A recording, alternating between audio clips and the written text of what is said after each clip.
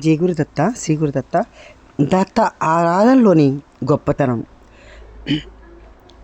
ఒకసారి వివిధ రూపాలలో ఉన్న దేవతను ఆరాధించవలన, లేకుంటే శ్రీపాద వారిని ఆరాధించాలనా, దత్తుణ్ణి ఆరాధించాలా అని మనకు చాలామందికి చాలాసార్లు సందేహం కలుగుతూ ఉంటుంది. అయితే దేవతలందరూ శ్రీపాదుల వారితో అభిన్నమైన వారు అనుచున్నారు. నాకు ఈ విషయం కాస్త అవగతమవును తెలపవలసింది అని చెప్పి శంకర్ భట్టు అడిగితే, దానికి నామానందుల వారు ప్రసన్నులై ఇట్లా చెప్పారు. ఏమనంటే, ఒక కన్యకు పెళ్లి చేశారు. ఆమె అత్తగారింటికి చేరింది.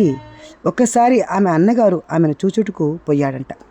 చెల్లెలు అత్తగారు అతనితో ఇట్లా అన్నారు, అయ్యా, మీ చెల్లి మా ఇంట్లో ఎన్నో రకముల దొంగతనాలు చేయుచుంది.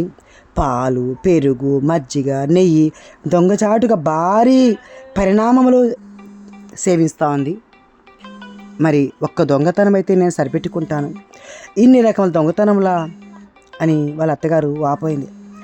అంతటా ఆ అన్నగారు చెల్లెలును పిలిచి ఇట్లా అన్నాడు, ఇన్ని పదార్థములు దొంగిలించుట నేటి నుంచి నువ్వు మానే. నీవు సేవించినవి అన్నీ ఒక చిక్కటి పాలలోనే నిబిడీకృతమై ఉన్నది. పాలు, పెరుగు, మజ్జిగ, నెయ్యి వంటి వాటి అనేక రకముల పదార్థములోను సత్తువులు అంటే శక్తి అంతా ఒక చిక్కటి పాలలో ఉన్నవి.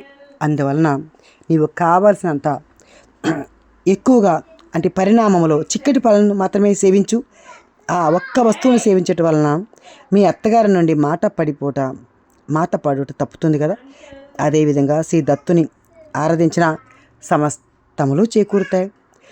లోకులు భిన్న భిన్న అభిరుచులు కలవారు కనుక భిన్న భిన్న దేవత ఆరాధన చేస్తారు. శివారాధన చేస్తే శివుడు ప్రత్యక్షం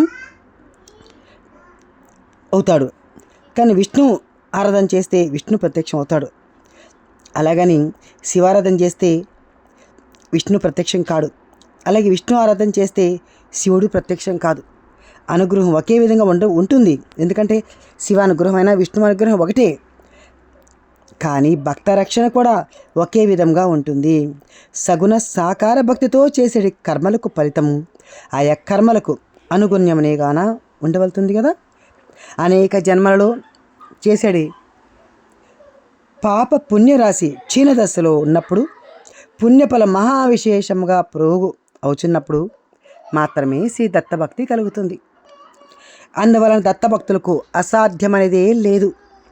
విధాత నుదుట రాసిన వ్రాతను కూడా మార్చుటకు దేవతలు ఎవరికీ శక్తి లేదు. అయితే భక్తుని ఆవేదనకు స్పందించి శ్రీ దత్తాత్రేయ స్వామి తన భక్తుని నుదుట వ్రాతను చెరిపివేసి కొత్త వ్రాతను వ్రాయవలసిందని బ్రహ్మను ఆదేశించవచ్చును. జీవుల యొక్క శారీరక, మానసిక, ఆధ్యాత్మిక స్థితులన్నీ ఆయా స్థితులలో నుండుట స్థితికర్త అయిన విష్ణువు కారకుడు. తగిన పరిపక్వత చెందకుండగా ఒక్కసారి ప్రచండమైన యోగశక్తి జీవుల్లోని ప్రకటితమైన ఎడల శరీరం కానీ, మనస్సు కానీ, బుద్ధి కానీ ఆ శక్తిని తట్టుకొనలేక అగ్ని జ్వాలలలో సజీవముగా దహనము నొందుచున్నట్టు అనుభవం పొందుతుంది.